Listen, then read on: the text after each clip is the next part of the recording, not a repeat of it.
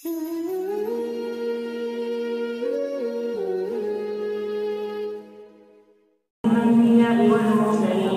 وعلى آله وصحبه أجمعين، أما بعد،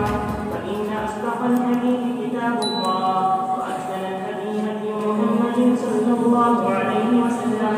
وخير الأمور عوازمها، وشر الأمور محدثاتها، وكل محدثة بدعة، وكل بدعة ضلالة، وكل ضلالة في النار. قرأنا على الشيخ الجليل المفتي محمد يوسف الدارلمي حفظكم الله وأكرمكم في الدارين، عن الشيخ محمد نعيم الدوبندي، عن الشيخ العلامة أنور شاه الكشميري، عن شيخ الهند محمود الحسن الدوبندي، عن الشيخ حجة الإسلام قاسم العلوم والخيرات محمد قاسم النانوتوي،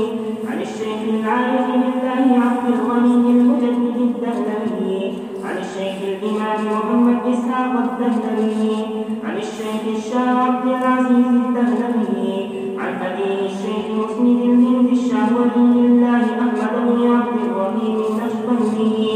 قال أخبرنا الشيخ أبو طاهر محمد بن إبراهيم القرظي المدني قال أخبرنا والد الشيخ إبراهيم القرظي المدني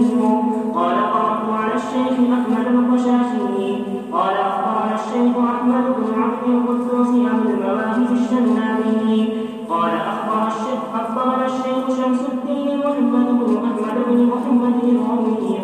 عن الشيخ زكريا بن محمد أبي يحيى الأنصاري عن الشيخ عز الدين عبد الرحيم بن محمد بن الفراتي عن الشيخ عمرو بن أبي الحسن المرادي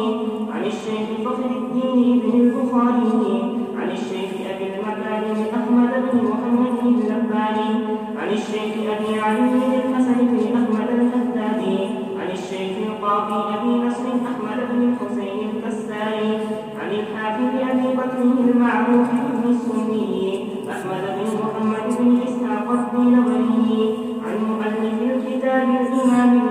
الحافظ المتقي أبي عبد الرحمن أحمد بن شعيب بن علي بن سنان النسائي رحمهم الله تعالى. اللهم انفعنا وارفعنا بعلوم هذه الشيوخ أجمعين، آمين يا رب العالمين. أنه قال: باب ما يحل للمحرم بعد رمي الحمار. وبه قال أخبرنا عمرو بن علي قال حدثنا يحيى قال حدثنا سفيان عن سلمة بن كهيل عن الحسن الهضمي عن ابن عباس رضي الله تعالى عنهما وعنهم أنه قال: إذا رمى الجمرة فقد حل له كل شيء إلا النساء. قيل: وكيف؟ قال: أما أنا فقد رأيت رسول الله صلى الله عليه وسلم يتطرق بالمسك، أفطيب هو؟ آخر المناسك والله أعلم. मालूम हुआ हो गया, सब चीजें मालूम हुई, खुशबू भी मालूम हुई।